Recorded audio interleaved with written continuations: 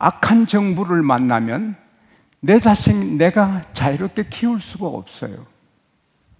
악한 정부를 만나면 자유가 없어요. 요셉을 알지 못하는 새앙이 나와서 이스라엘 백성을 박해하는 거예요. 사람이 은혜를 저버릴 수 있거든요. 세월이 지나면 배신도 하고요. 새앙이라고 요셉을 모르겠어요? 요셉 때문에 애굽이 살았는데 그러나 배신하는 거죠.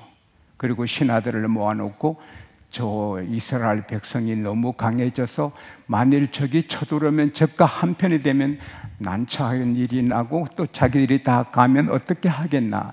그래서 저들을 강제 노동시키고 심하게 노동시켜서 애 못 낳게 하라. 그래서 국고성을 짓게 합니다. 강제 노동을 합니다. 벽돌을 그냥 찍어내기도 하고. 그래도 그렇게 강제 노동하고 피곤해도 부부간에 잠을 잘 자니 애를 잘 낳는 겁니다. 그러니까 왕이 감당을 못해서 산파들을 불러서 이스라엘 여자가 애를 낳을 때 여자는 살려두고 아들을 낳으면 죽여버리라.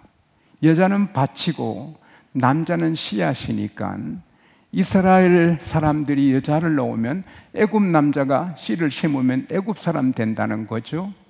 그러나 산파들은 하나님을 경외했어요.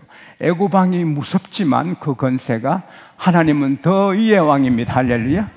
그래서는 이스라엘 여자들이 낳은 아들을 안 죽였어요.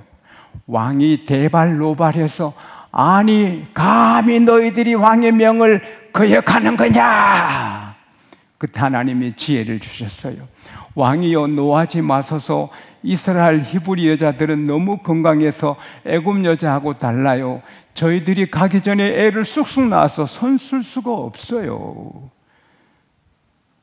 하나님께서 출애굽기 1장 21절에 보면은 산파들의 집을 흥왕하게 하셨더라. 할렐루야. 이렇게 편안할 때 하나님 말씀에 순종하는 것도 하나님이 기뻐하시고 복을 주시지만 어려울 때 말씀에 순종하기 어려울 때 순종하면 더 흥왕하게 해 주시는 것입니다. 하나님은 다 보시고 계시는 겁니다. 지용수가 어떻게 하는지 여러분이 어떻게 하시는지 하나님은 다 아세요. 그래서 왕이 명령했습니다. 이제 아들을 낳으면 나일강에 던져 죽여라. 딸은 살려라. 이 아므람 요기벳이 낳은 아들이 너무 빛이 나는 거예요. 우리 청년들 결혼하면 그런 아이 낳게 되시기를 축원합니다. 그런데 너무 예쁘니까 버릴 수가 없었어요. 그래서 아주 담대한 마음을 먹고 용기를 내서 3개월 길렀는데 목청이 막 크니까 집 밖으로 소음으로 막고 해도 애 울음소리가 밖에 나가니 이게 알려지면 가족이 다 죽잖아요.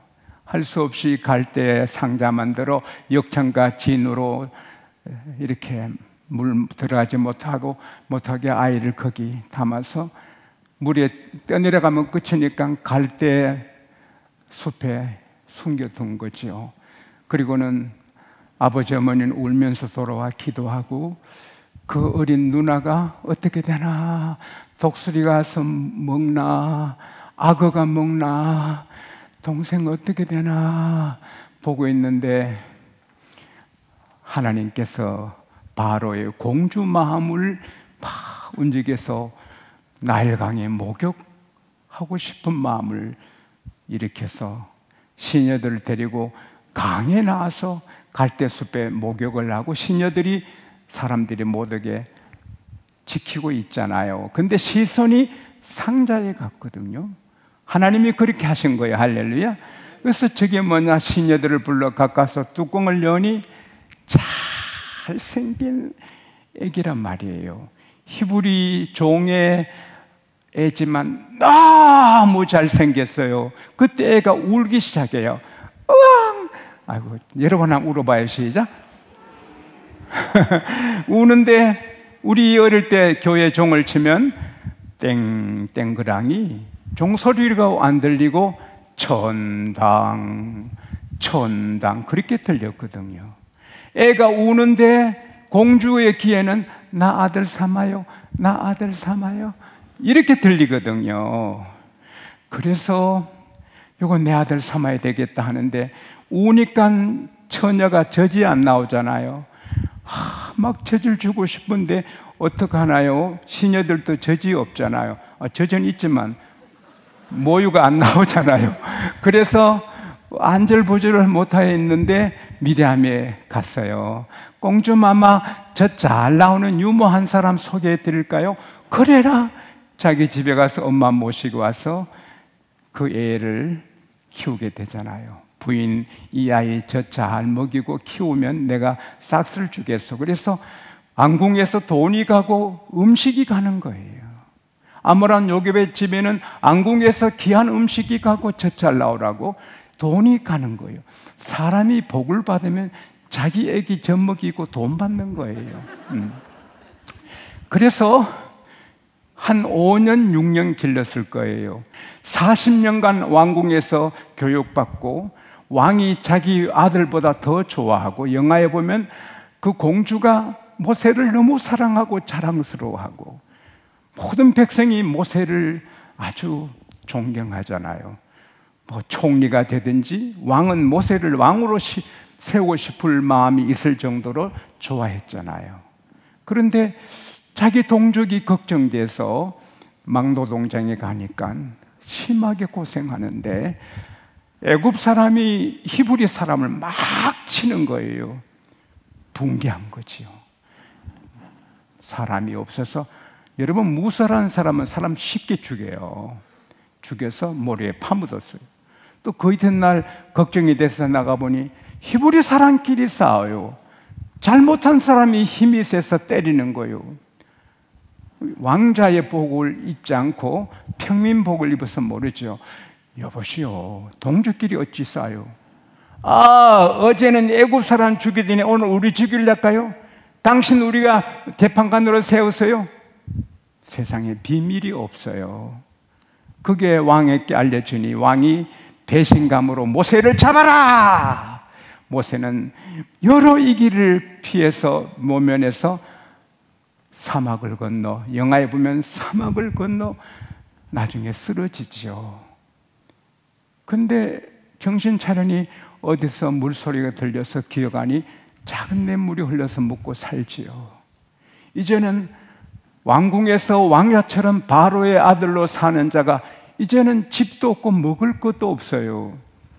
잠언 27장 1절에 너희는 내일 일을 자랑하지 말라. 하루 동안에 무슨 일이 일어날지 모른다. 병원 원장님으로 또 원장 부인으로 잘 지내다가 그 원장님이 돌아가시니 그 원장님 부인이 살 길이 없어서 싹바느질을 하셨잖아요. 내일은 아무도 몰라요. 그래서 모세는 이제는 노숙자가 됐어요. 갈 데도 없고 먹을 것도 없고, 그래서 미디안 우물가에 있는데 악자지갈 참새떼가 모여와 보니 여자 7 처녀들이 약물 먹이로 우물가에 오는 거예요. 그런데 논팽이 껄렁껄렁한 남자 목자들이 와서 여자들을 희롱하고 쫓아내고 하는 거예요. 예나 지금이나 청년들은 아름다운 아가씨들 보면 그냥 안 있잖아요. 그래서 모세는 무술을 했으니까 지팡이로 척척척척 그 청년들을 다 쫓아내고 물을 도와줘서 양들을 다 먹이게 했어요. 이 아가씨들이 급하게 물을 먹이고 집으로 가니 미디안 제사장 이드로가 아버지가 얘들아 왜 이렇게 일찍 왔니? 이런 일이 있었어요. 나쁜 목자들이 우리를 희롱하고 쫓아내는데 애굽 사람 한 분이 도와주셨어요. 물도 먹여주셨어요. 어찌 그 귀한 분을 그냥 버려두고 왔니? 어서 모셔서 음식을 대접해라. 달려가니 모세는 갈 데 없어 아직 우물가에 있는 거예요. 모시고 가서 음식을 대접하고, 그 다음에 영화에 보면 춤을 춰요. 7 아가씨들이 모세를 위해 춤을 추는데 그 십부라라는 딸하고 모세 눈이 맞아요. 그래서 결혼해요. 갈 데 없으니까 처갓집에서 처가살이 40년 해요. 여러분, 처가살이 쉽지 않잖아요. 무슨 살이 10년도 어려운데 처갓집 살이 40년. 그래도 모세는 총리를 하든지 국무장관을 하든지 군대 장관을 해야 될 사람이 누구나 할 수 있는 하찮은 목자의 일을, 양치는 일을 40년 해요.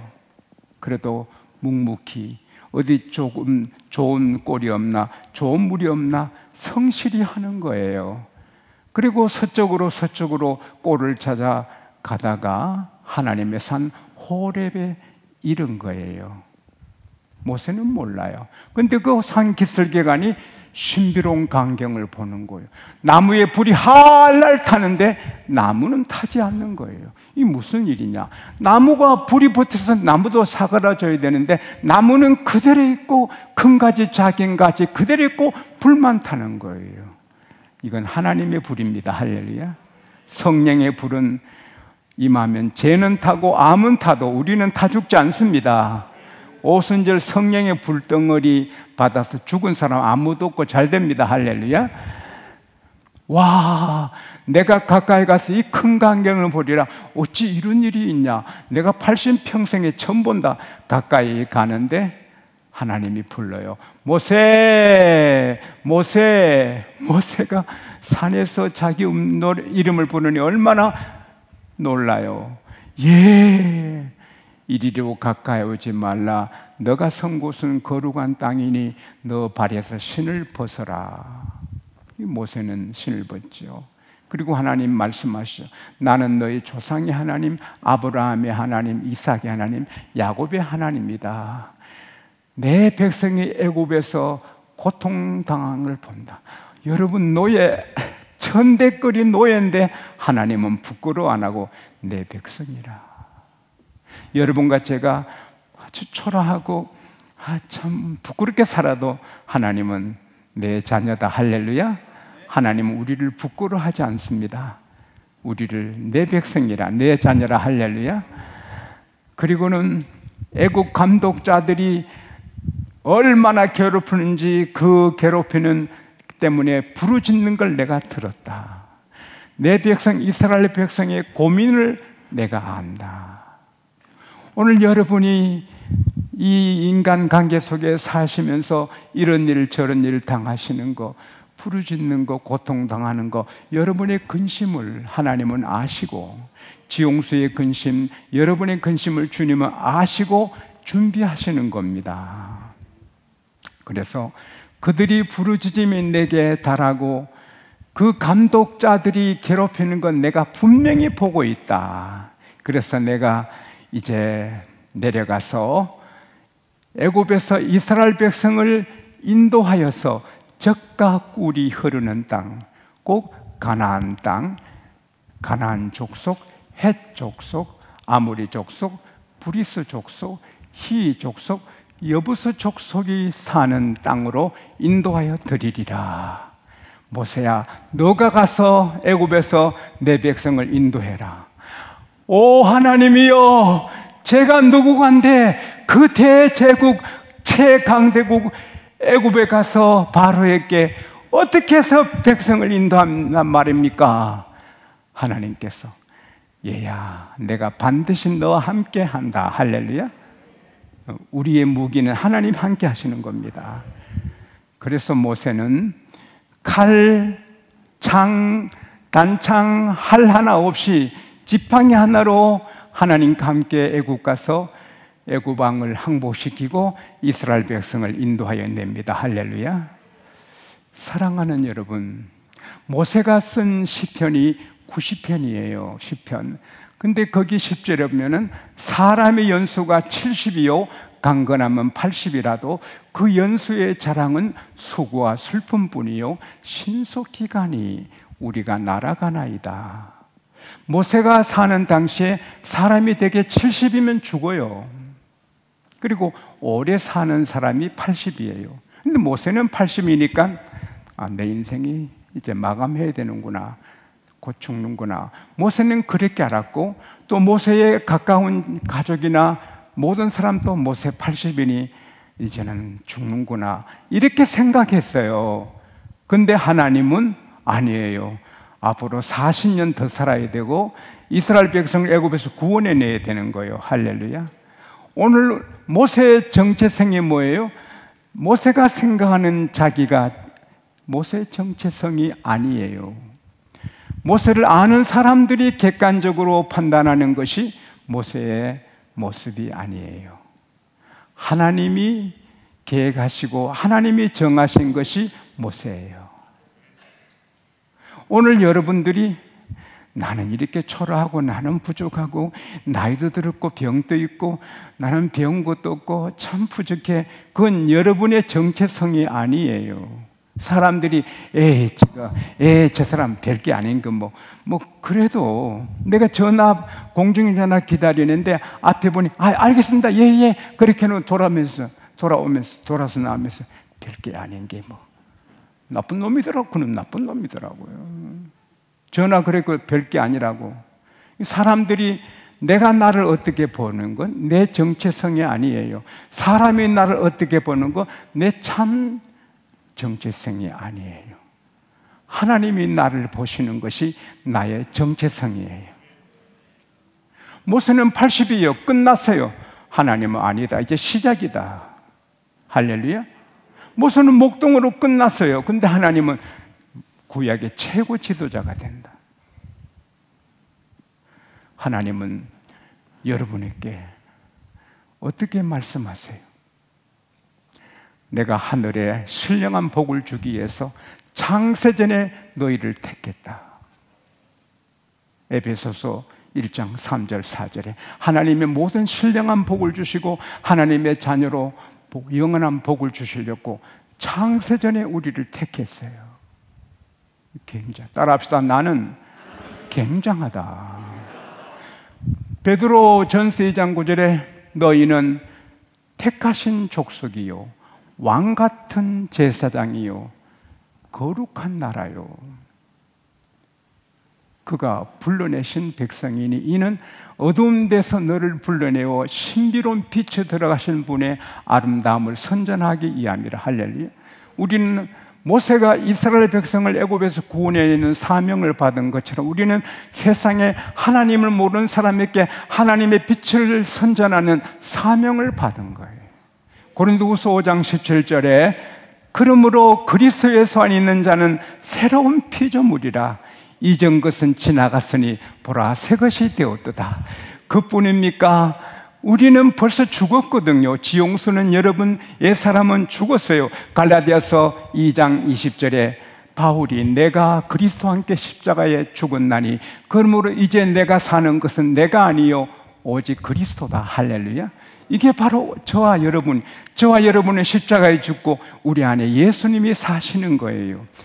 고린도전서 3장 16절에 너희가 하나님의 성전인 것과 너희 안에 하나님의 성령이 계시는 걸 알지 못하느냐. 우리 양곡교회도 성전이지만 여러분도 저도 성전이에요. 마리아는 10달 동안 예수님 모셨다가 나왔지만 우리 성령님은 항상 같이 계세요.